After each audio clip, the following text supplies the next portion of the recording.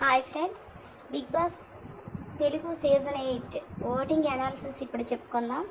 అయితే నామినేషన్స్లో Vishnupriya, Nagamanikanta, Kirak Seetha, Nainika, Yashmi, Prerana, next Abhay Naveen, next Prithvi ఉన్నారు.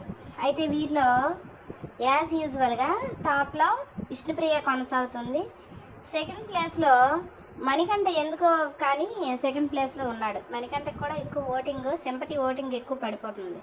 థర్డ్ ప్లేస్లో కిరాక్ సీత ఉంది. ఫోర్త్ ప్లేస్లో నైనిక ఉంది.